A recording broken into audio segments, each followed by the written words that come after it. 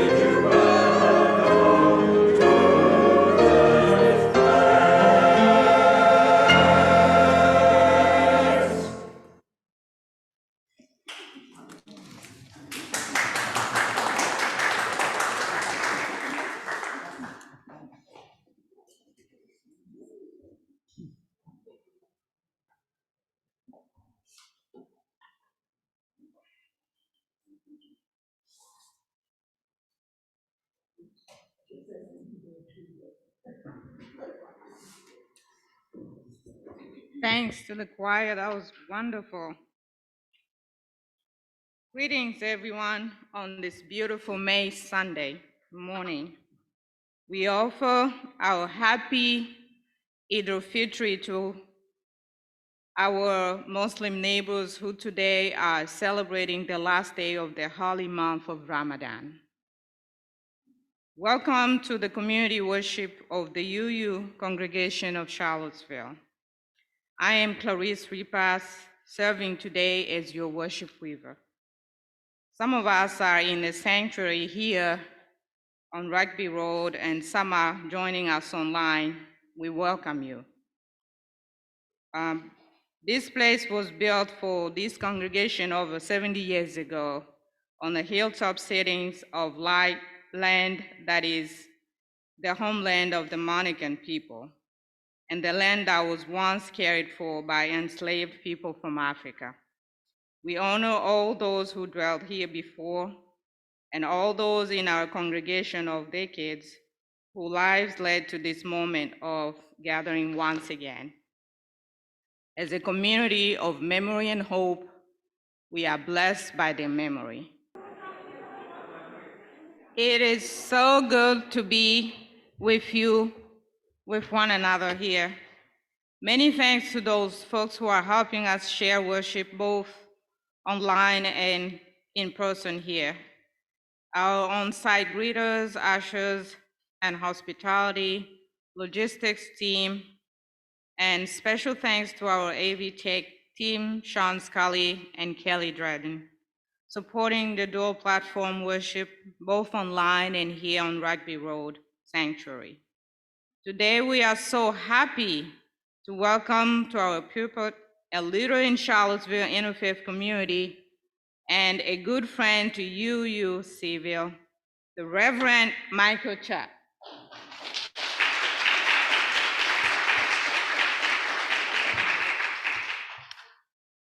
The Reverend has been a secretary of the Charlottesville Clergy Collective and has been at the heart of so much of what that group has accomplished since its founding.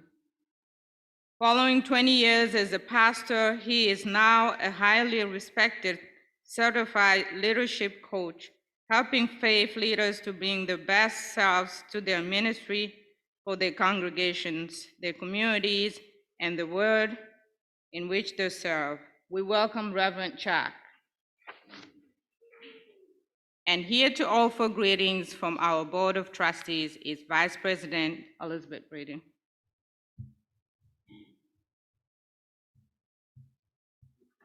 Good morning. I was asked by Reverend Linda to greet you because I know Michael from the Clergy Collective. The Clergy Collective would not be what it is today without him. His leadership has allowed the clergy of various faiths to think about how they can be socially active and responsive to the effort for communities of faith to approach social justice issues. He's done a great job. Also, the beginning of a new art show is in front of you. It's by Donna Redman. It's her Umbrella series, if you didn't guess the title. Donna, would you stand up so people can greet you later? Thank you. Thank you very much. Welcome to church. Thanks, Elizabeth. A reminder for everyone in the sanctuary to keep everyone as safe as possible. We ask that you keep your high-quality mask in place. Seating is also in the social hall this morning, where you can participate in worship by watching a live stream video on large screen. The social hall is particularly welcome to families with young children, with a play space including blocks and toys. Supervised play is also available on the playground during worship.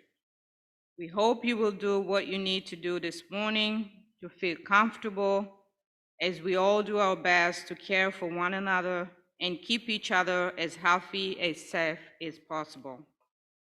We have several announcements this morning. One, we would like to nominate an area of nonprofit to be a recipient of our Social Action Collective next year. Applications are being accepted through Wednesday, May 4th. So go to our website, the church website, and click on News and Views to find the application form. Number two, on Sunday, May 22nd, 3 weeks from now, our service will mark all the many passages which we have lived through during the 2 years of COVID pandemic, but been unable to share the congregation through birth, marriages, anniversaries, graduation, and sadly, deaths. We invite everyone to let us know what event in your life has happened since May 2020, which you would like us to include in our ceremony making this moment. You can fill out a simple form online, and that form looks like this.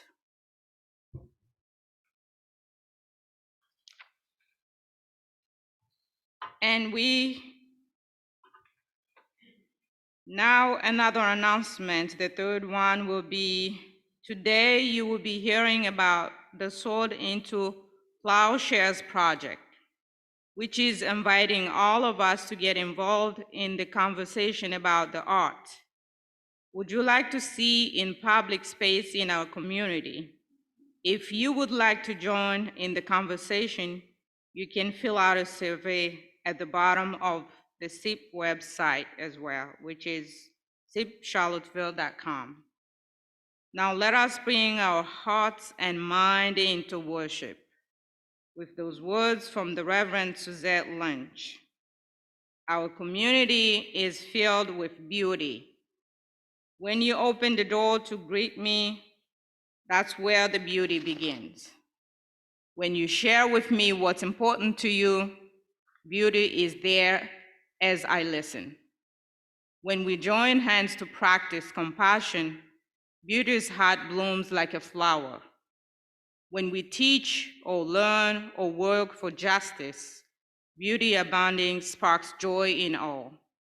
Let us rise and sing together for the beauty we seek, the beauty we share, the beauty we nurture together, opening Him for the beauty of faith.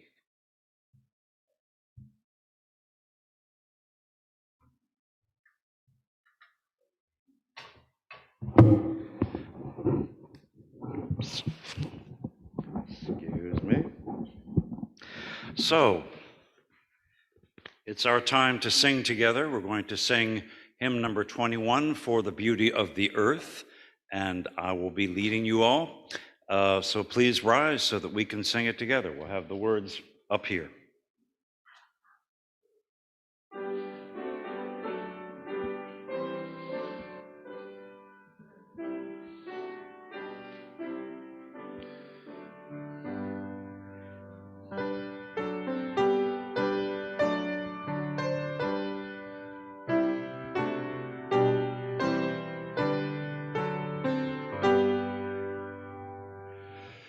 For the beauty of the earth, for the splendor of the skies, for the love which from our birth over and around us lies, source of all, to thee we raise this our hymn of grateful praise. For the joy of ear and eye, for the heart and mind's delight, for the mystic harmony, linking sense to sound and sight. Lord of all, to thee we raise this our song of grateful praise. For the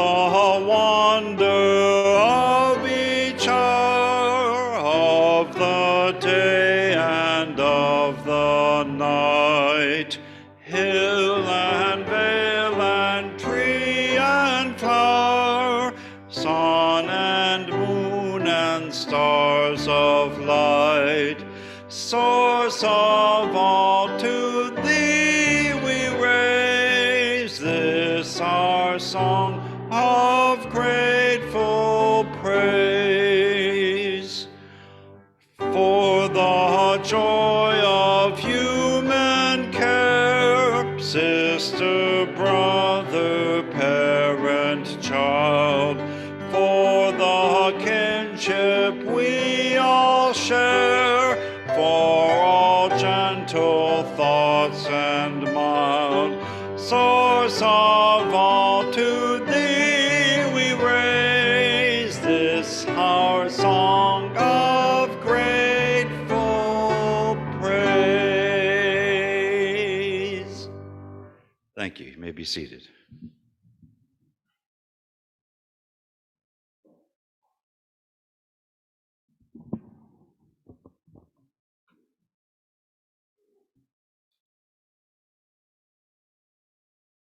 And now I invite candle reapers to come forward to light the chalice.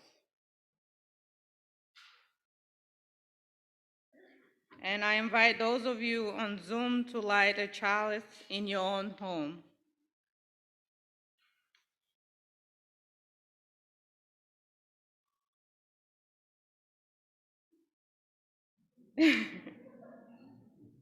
And we may all say together, we gather this hour as people of faith with joys and sorrows, gifts and needs.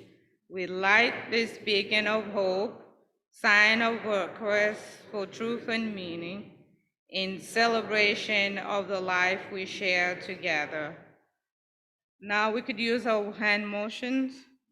We light this chalice to celebrate Unitarian Universalism. This is a church of open mind. This is a church of helping hands. This is a church of loving hearts.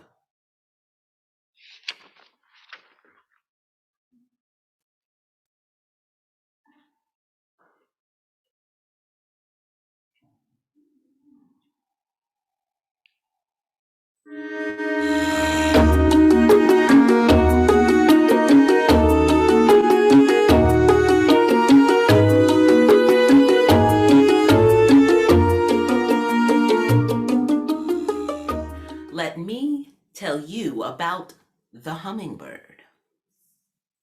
Once upon a time, the great forest of the world was burning.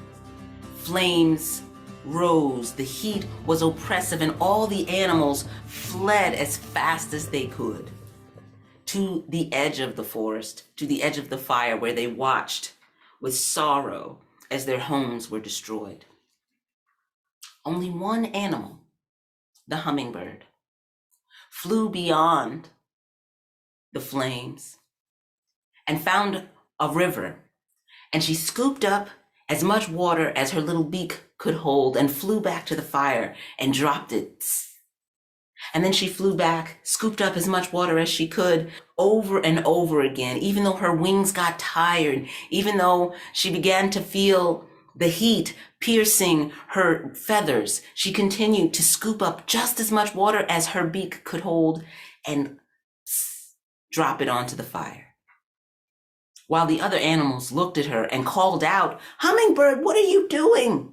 Stop this, it's useless, it's a waste of your energy." Even the elephant, whose long trunk could have scooped up 1,000 times as much water, called after the hummingbird and told her, "Your efforts are a waste of time and energy. Stop trying to put out this fire. What are you doing?" The hummingbird stopped just long enough to answer the question. "I'm doing the best I can." That story was told by Dr. Wangari Maathai, whose tireless efforts to build up her community, to plant trees, to be part of putting out the fire that we often lament about in our world, will be remembered for generations. Like that hummingbird, remind us how important it is to nurture beauty and how each of us has the capacity, whether we have just a tiny beak or a large trunk, to nurture beauty, to appreciate that which is precious around us, and to be part of conserving and caring for the beauty within ourselves and the beauty in the rest of the world. This story inspired this song.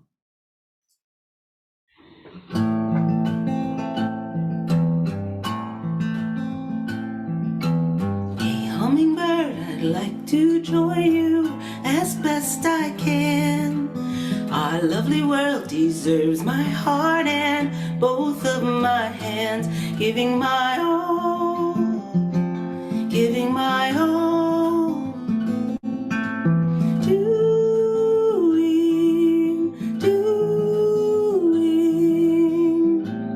You find me doing the very best that I can.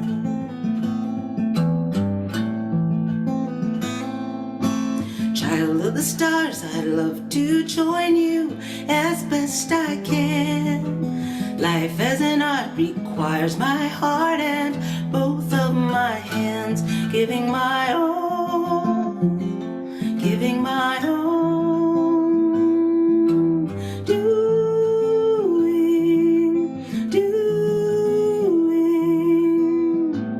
You find me doing the very best that I can.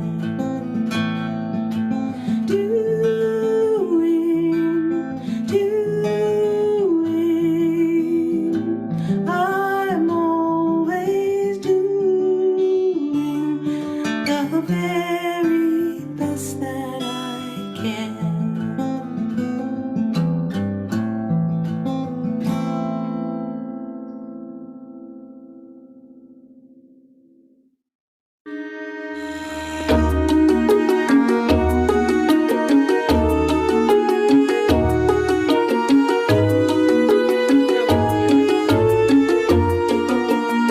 Take a moment now for a time of centering and sharing. Notice your breath as it moves in and out of your body. Feel your feet on the ground. Let your hands relax. Open your hearts, your mind, and your awareness. Open to the emotions, the thoughts, the memories as they come to you. Let yourself be held by the rhythm of your own breath. Breathe in, peace, breathe out, love. Breathe in, peace, breathe out, love. Breathe in, love, breathe out, peace.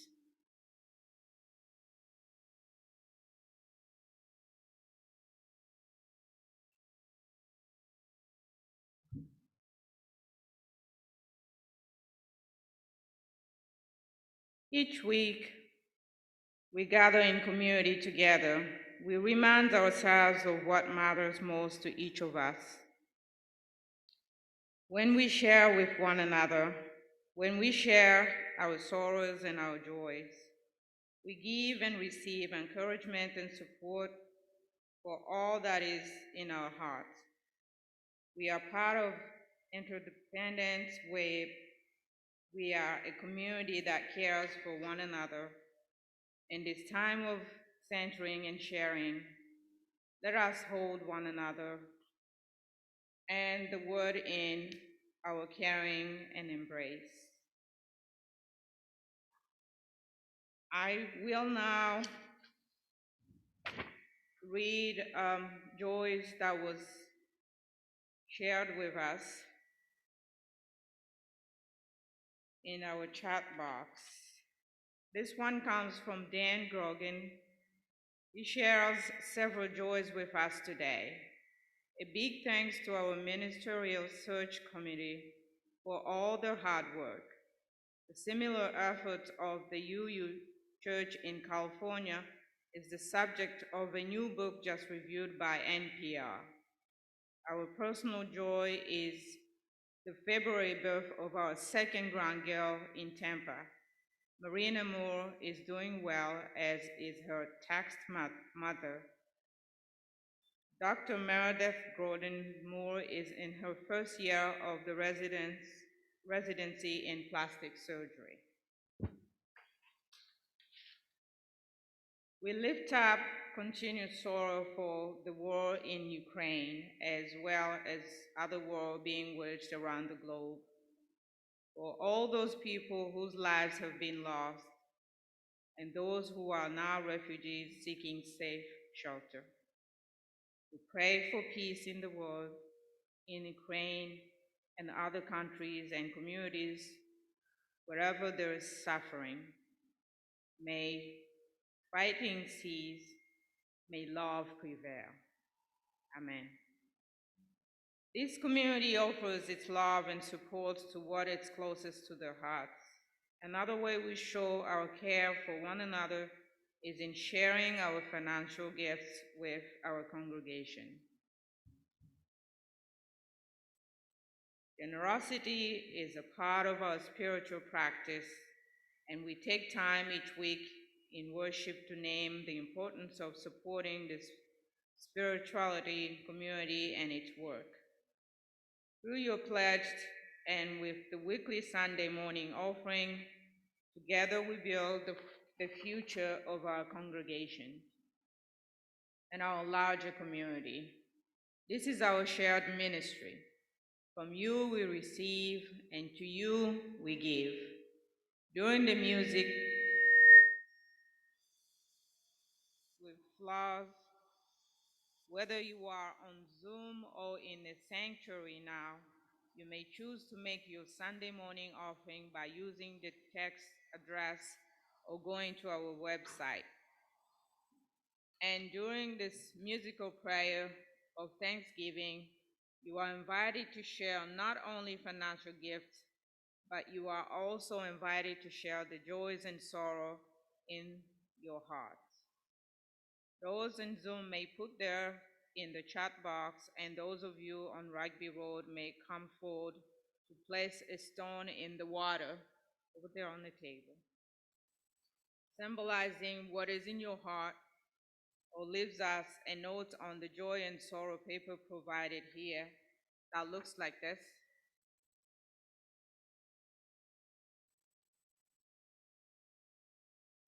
I will ask Christine to come light a candle now for all the joys and sorrow in our heart this morning.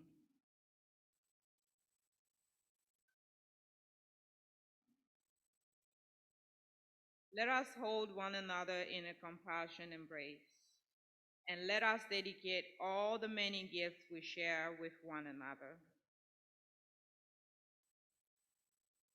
by saying, we accept your gifts with gratitude. May we use them wisely for the highest good. You may come forward now with gifts and your prayers. Everybody. It is so good for me to be back with you all. I can't remember when was the last time I was invited to preach, but it's great to be back. I give thanks to this congregation for its continuing witness in our community for inclusive love and social justice. In my work with the Clergy Collective, I have been blessed by folks of this congregation like Linda Olsen-Peoples, Elizabeth Breeden, Frank Dukes, Fritz Hudson, Wayne Aronson, Ellen Longmore. I apologize for anybody else that I have not named, but your congregation and your members are an integral part of the social justice work in our community. And for that, I thank you. This morning, the Reverend Linda Olsen-Peoples asked me to talk a little bit about the Swords into Plowshares project that was proposed by Dr. Andrea Douglas, Executive Director of the Jefferson School African American Heritage Center.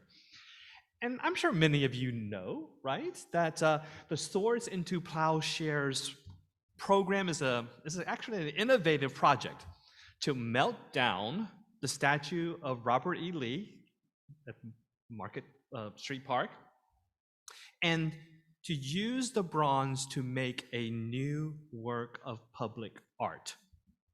And this artistic transformation will be informed by a 6-month community engagement process when residents of Charlottesville, hopefully as many people as possible, can participate in forums to help determine what the social value of inclusion and how can that be part and be represented through art in our public spaces. And then the Jefferson School will then commission an artist of national significance to bring this work into existence, to put it into our community, to help to design and create a new bronze sculptural art that will be publicly displayed in Charlottesville, hopefully by 2026.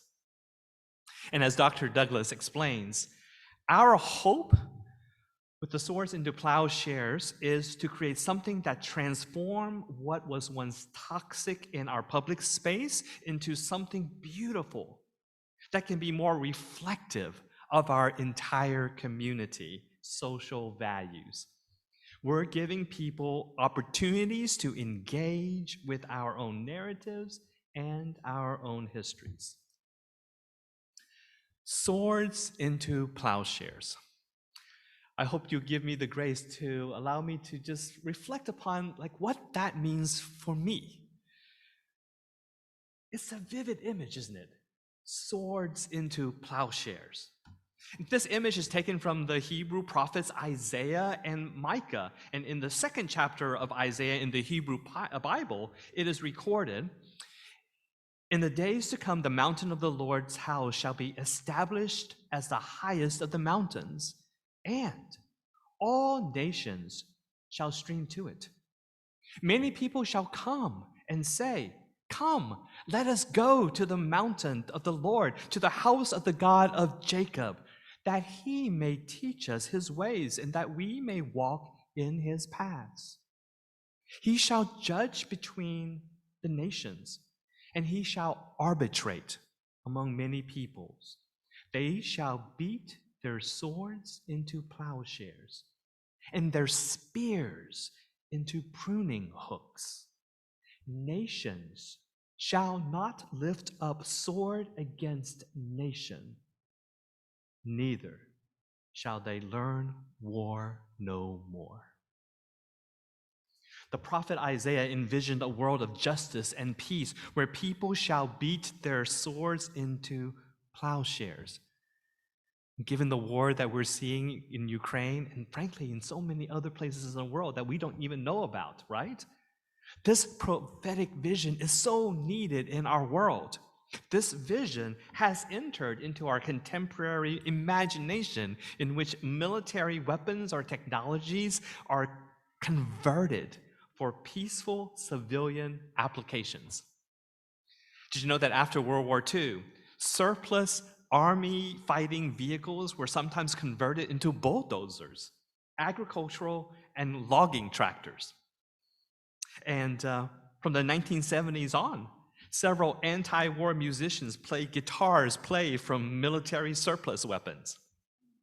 Recently, Christian author and activist Shane Claiborne has used blacksmithing equipment to melt down semi-automatic rifles into gardening tools.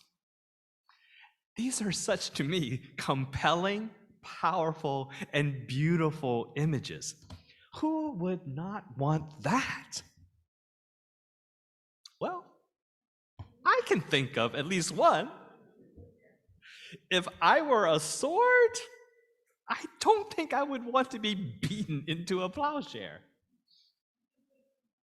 A sword is an instrument of power. It is a symbol of nobility and status. A sword is the creation of skill and craftsmanship. Swords are valued by brave warriors. Swords are collected and displayed in museums. So last week, I searched famous swords in history, and Google pulled up many websites addressing this topic.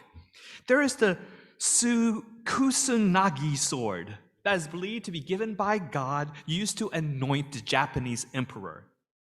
There's also the Joyeuse, pardon my French, the sword of Charlemagne that's currently showcased in the Louvre. There's a Zulfikar sword, a scimitar given by the Prophet Muhammad, and that is the symbol of the Islamic faith. And there's Excalibur, right? Everybody knows Excalibur, the legendary sword of King Arthur, pulled from a stone. There's also the sword of Napoleon that Napoleon used, that in 2007, it was sold for $6.5 million. And closer to home, Robert E. Lee's French-made ceremonial sword was one of Richmond's Museum of the Confederacy's biggest attractions. And according to museum curator Robert Hancock, the sword is a one-of-a-kind piece. You can't place a value on it. It would be like putting a value on the Mona Lisa. You can't do that. And in the South, the sword was part of the Southern Honor Code, symbolic of defense of family, comrades, and fellow warriors. It was also the mark of a true gentleman of a higher social class. That's why I'm not surprised at all that saber swords make up the logo of the Virginia Cavaliers. So much for swords. What about plowshares? I tried searching for famous plowshares in history. And wouldn't you know, Google identified no websites on this topic. I mean, there are no legends about a would-be king pulling a plowshare from a stone. And can you imagine Queen Elizabeth knighting someone with a plowshare? Plowshares are lowly. They literally till the soil and toil in the earth. Plowshares are for farmers of old, for servants and serfs, and yes, for the enslaved working in cotton and tobacco fields. Plowshares are not for kings and lords, and I dare say, plowshares are also not for pastors or professors or other professionals either. Beating swords into plowshares represent a radical change of identity for the sword. It is a transformation of something that symbolizes rank and privilege and power into something that is valued less in our society. So is it any wonder that there are people who are against the Jefferson School's Swords into Plowshare program? I mean, I suspect it was painful enough for people who identify with Robert E. Lee to see his statue removed, much less entertaining the idea of it being melted down and transformed into public art that is more reflective of our community. Transformation of any kind is not for the faint-hearted. For a sword to be transformed into a plowshare, it must literally be beaten and reshaped under high heat. For a self-identified progressive city that prides itself as one of the best places to live, transformation into a city that is a good place to live for all its citizens, white, black, brown, indigenous, will be hard. And it may feel like a beatdown. I suspect that it took courage and hard conversations for a church to drop Thomas Jefferson from his name. when for so long that name was a source of pride and honor. Transformation from a sword into a plowshare is hard. Plowshares are not highly valued in our society. Nevertheless, they do have dignity and worth. While swords are the instruments of death wielded by a privileged few, plowshares are instruments for life, for the benefit of all. And while I can imagine a world without swords, I cannot imagine a world without plowshares and without the food, plants, fruits, and flowers that those plowshares make possible.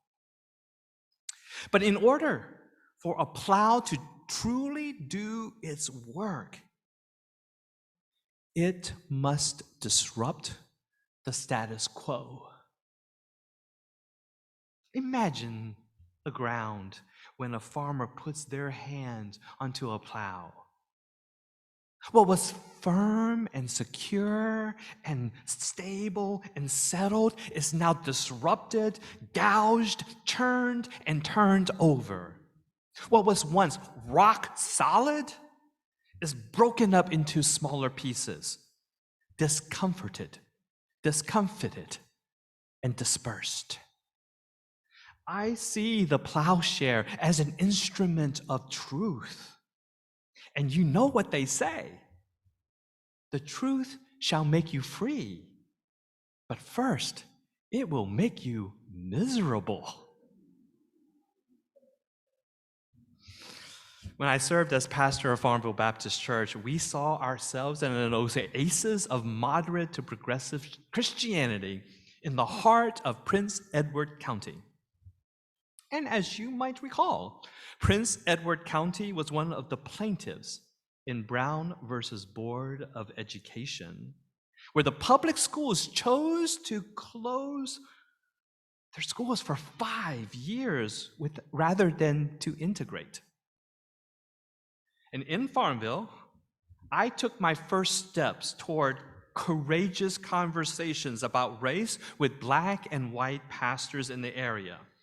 And that was when I first experienced the plowshare of truth that uncovered the painful and ugly history of Farmville Baptist's own complicity in massive resistance. In the 60s, the church established an informal policy of not allowing Black individuals to step on the property, leading to the arrest of civil rights protesters on the front steps of the church. But I also discovered previous pastors of that church and members of that church who disturbed the peace, who troubled the waters, who painfully risked their jobs and disrupted their own standing in the community by speaking out against segregation. And standing on their shoulders, I was able to give a public apology on behalf of Farmville Baptist at a symposium on the Prince Edward School closing. I was able to do that and not get fired because my predecessors had plowed the soil and planted the seeds of social justice. This reminds me of a parable taught by Jesus in Luke chapter 8, verses 5 through 8. Jesus says, a sower went out into the field and he sowed his seed. And as he sowed, some fell on the path and was trampled on, and the birds of the air ate it up. Some fell on the rock, and as it grew up, it shriveled for the lack of moisture. Some fell upon thorns, and the thorns grew with it and choked it. And some fell into good soil, where it grew, and it produced 100-fold. And as he said this, he called out, "Let anyone who has ears to hear listen." Listen. It is one thing to turn swords into plowshares, literally, metaphorically. But I think it is another thing to use those plowshares to transform the land and rocky soil of bias, prejudice, oppression, systemic injustice into good soil so that new life of equity, inclusion, and belonging may sprout and bear fruit. Let's hope that the Jefferson School's community engagement around the Plowshares project will be an opportunity for all of us to advance this necessary and sometimes disruptive work in our community. And as I think about my hopes for these conversations and for this project, I'm not thinking about how they need to change their minds. Because I realize I have a long ways to go toward transformation, confessing my own racial bias, my complicity in injustice, and my need for repentance and repair. And so may the plowshare of truth continue to break my heart of stone so that it may become the good soil that embraces and nurtures the seeds of love and justice and peace in my community, but most of all, in myself. And this hope reminds me of the song, "Let There Be Peace on Earth." So in closing, may this song be a prayer for myself and for you. Let there be peace on earth, and let it begin with me. Let there be peace on earth, the peace that was meant to be, with God as our parent, siblings all are we. Let us walk with each other in perfect harmony. Let peace begin with me. Let this be the moment now. With every step I take, let this be my solemn vow, to take each moment and live each moment in peace eternally. Let there be peace on earth, and let it begin with me.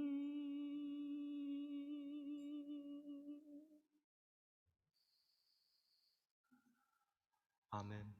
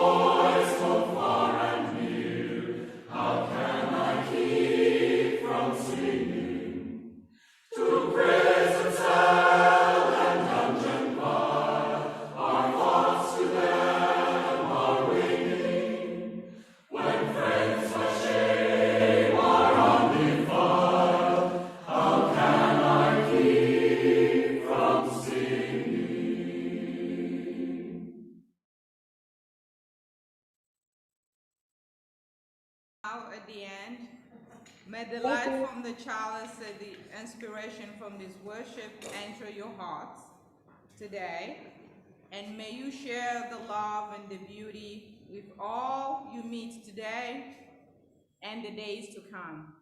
Go in peace and try to find love everywhere. It's everywhere.